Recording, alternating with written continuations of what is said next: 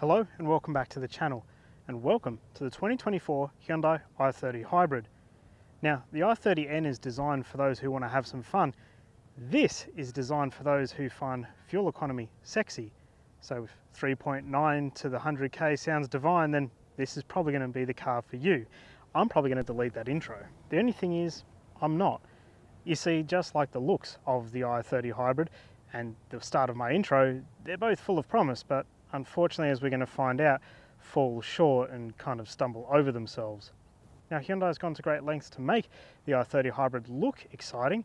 We've got lines and slashes and angles and cuts everywhere. We've got this brilliant red paint, but then things just seem to fall apart as soon as you get inside the cabin. And ultimately, that's because here in Australia, we just get the base model i30 Hybrid. So what you're adorned with as you get inside the car is a bunch of dreary grey plastic and this grab handle that I'm not really sure about. It's rock hard as well, so I can't imagine that's going to be too nice for a passenger, but we'll get to that. Starting off in the driver's seat, we've got this steering wheel, which to be honest feels like it's kind of lifted out of 1980s USA. Beyond that, we have a gauge cluster that doesn't seem that far behind, if I'm honest. I get they've gone for a kind of retro electro style. I don't know, it just seems to miss the mark for me, but it gives you all the information that you need. We do have an 8-inch touchscreen next to our gauge cluster, which houses Apple CarPlay, and really that's the shining element of this car, that Apple CarPlay just connects instantly. It's wireless, it's really simple. The screen itself, it's not overly fantastic, but I think considering this is the base model, you'll take it. It does everything that it needs to do, which is kind of the theme of this car really, that it will do everything it needs to do, it just doesn't excel anywhere. Moving on, we have dual zone climate control. We have plenty of connectivity because we have USB-C, USB-A and 12 volt socket up here. We've got two USB-C ports back there for our rear occupants. The cloth in these seats, I'm not a massive fan of. They're not uncomfortable, certainly, but they're definitely not supportive. So if you try to put this car through twisties at any kind of pace, which you shouldn't be doing anyway, you'll find yourself sliding around quite a bit, which can be a bit uncomfortable. Aside from that though, visibility is great. I can see all around me really well, even though we've got the slanting roof line and the aperture for the rear window is quite an odd shape. I still feel confident knowing what's behind me. So yeah, it's really easy to pilot this car around. Whilst we don't have blind spot monitoring, we do have a reverse camera, which is quite clear. And we have a great turning circle as well. So it means that maneuvering this car around town and in tight parking spots is a breeze.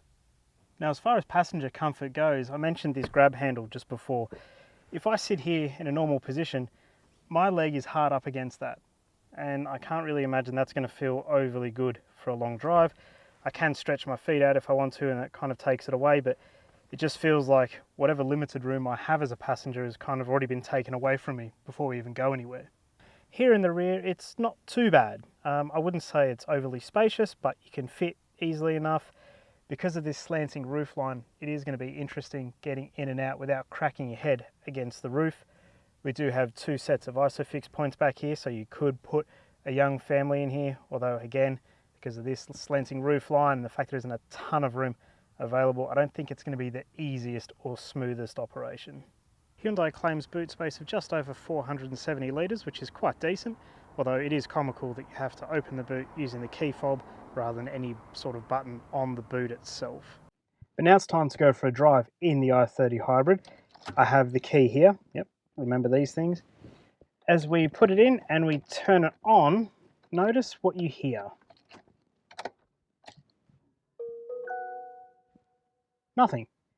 I've got a message on the dash to tell me that we're ready to go, so put it down into drive, parking brake off, and I can hear the electronic motor whirring to life.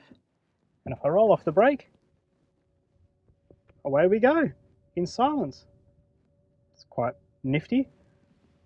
Now, one of the cool things about the i30 Hybrid is the fact that the engine just kicks in and out seamlessly. You never notice it, it's never jerky, it doesn't spike power, anything like that. If I just put my foot down a little bit, the motor's kicked in. Didn't even notice it, didn't hear it, it just did what it needed to do. And really, as I've said, that's kind of this car in a nutshell.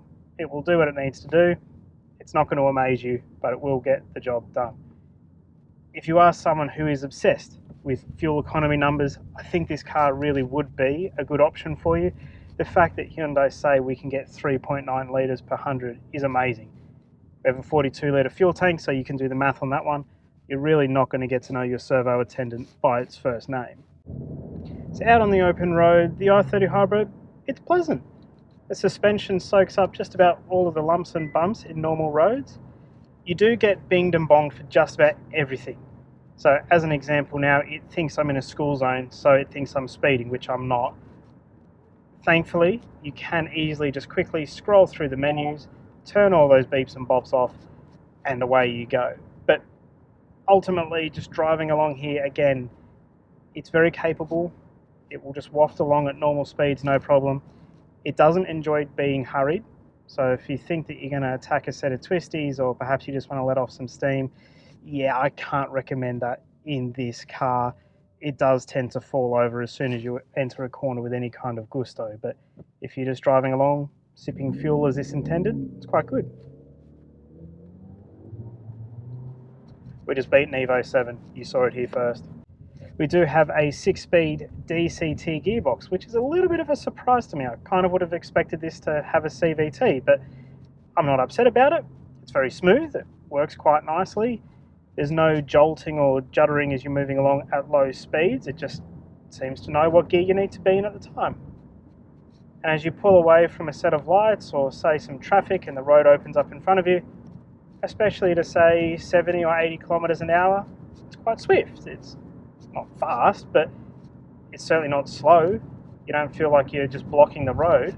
It's hard to sort of find things to talk about with this car out on the road because, as I've said, and I'm probably coming across a bit negatively, it just does the thing it needs to do. It's not really worth talking about.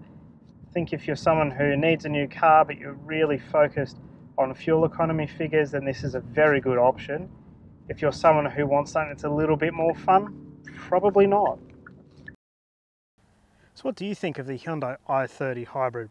Is it the kind of car you could see yourself going for? Do you feel that perhaps there's just better options out there in the hybrid market? Let me know down in the comments below. As always, thank you so much for watching. If you've enjoyed this video, please give it a thumbs up. Head over to exhaustnotes.com.au to see my full written review, and hopefully I'll see you in the next one.